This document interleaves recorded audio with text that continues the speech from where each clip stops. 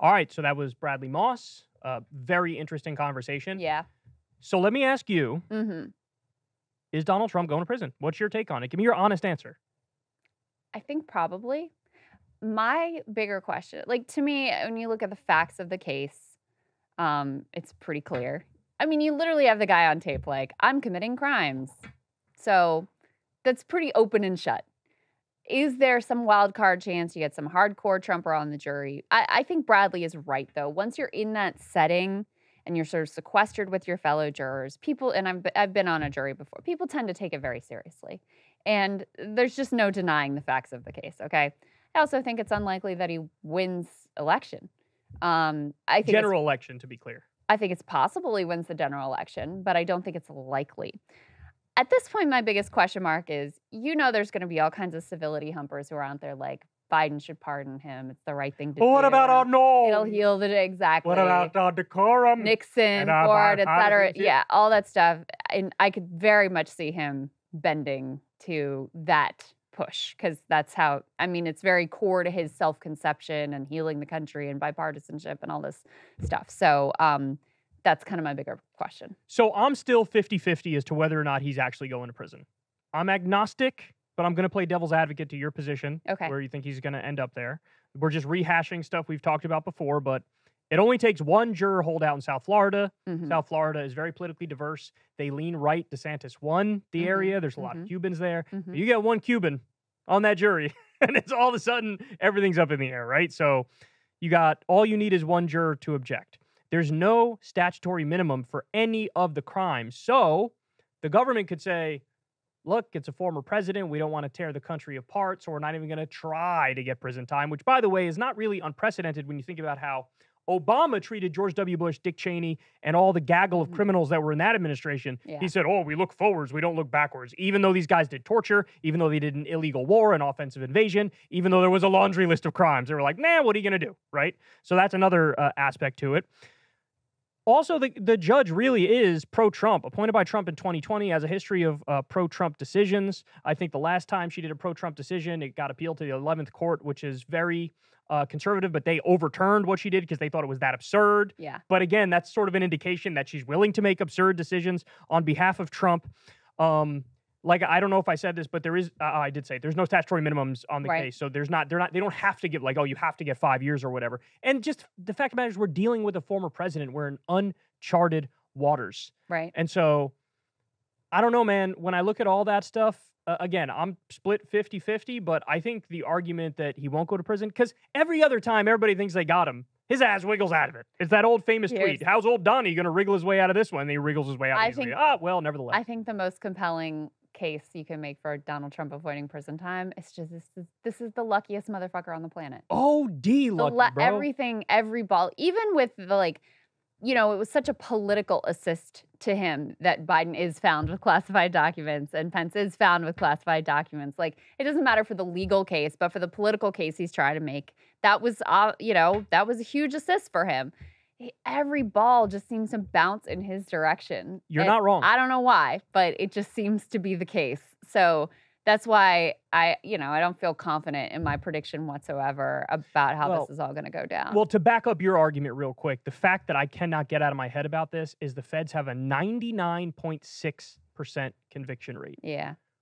Which is basically we got a guarantee, son. If this we got a guarantee. Anybody else, they're done. You're done. And by the way, to address your point of Biden and Pence being found with classified, that's true. But for any right-wingers who might be watching right now, the giant difference is, number one, the degree of classification of the documents. Trump had the top secret stuff.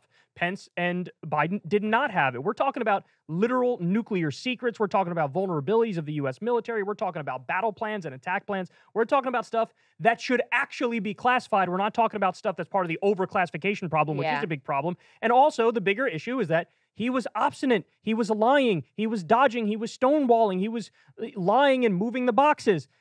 Pence and Biden just didn't do that. So this is a problem of Donald Trump's own making. So in other words, my point is, it's not really analogous. And to people who would bring up Hillary Clinton, my reaction to that would be I kind of agree with you. I think she should be in prison. I think she should have been charged. So, but it's funny because all the people who bring up Hillary Clinton, they're not consistent.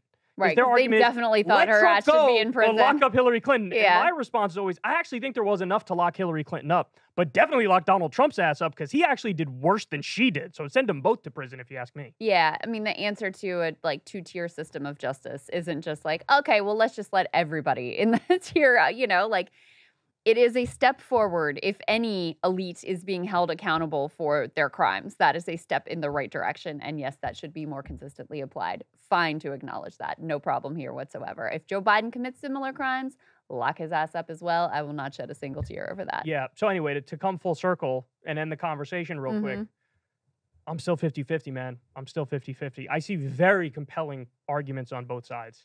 If anything, I might lean slightly, like 52% in favor of you're going down. I don't know how. I don't know the specifics. I don't know what's going to happen, but you're going down. But none of this is going to be pretty, Crystal. Yeah. None of this is going to be pretty. We saw January 6th when he lost the 2020 election. What are our options on the menu right now? He wins the primary. He wins the general. We get 4 more years of Donald Trump. Terrible. Right. He wins the primary. He loses the general. He says he won the general anyway, and maybe we have another January 6th type thing, or he throws another tantrum or whatever. Yeah. Bad.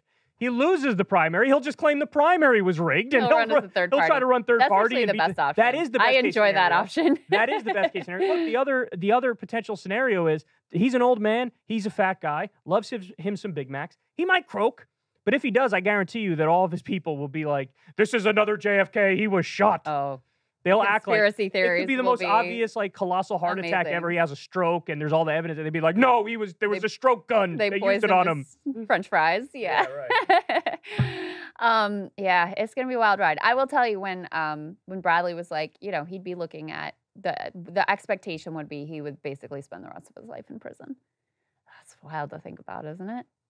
It is wild to think about. It is wild to think about. That's the piece. It's just hard.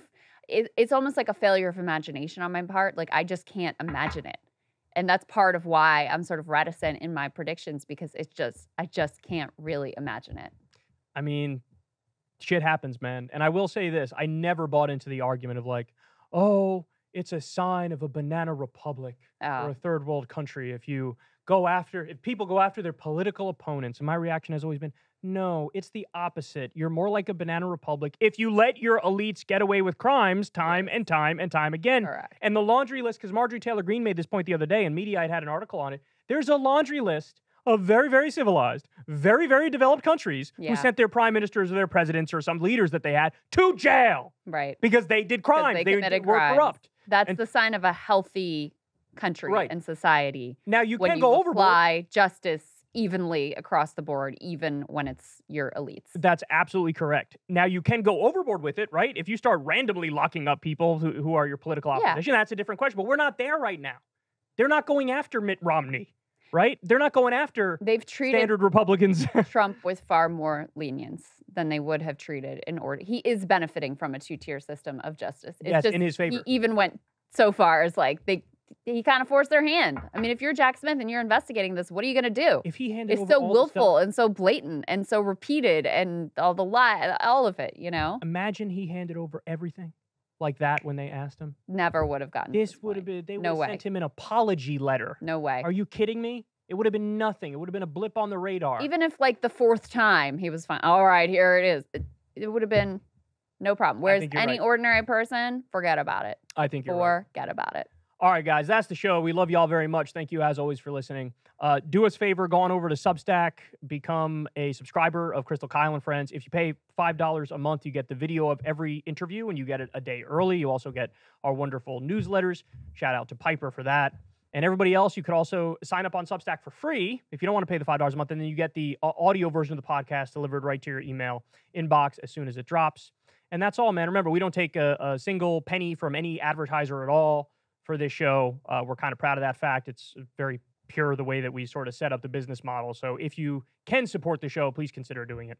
All right, guys, we love you all, and we'll talk to you next week. Everybody have a great rest of your day. Hey, y'all, do me a favor and like and subscribe. It helps out big time in the algorithm.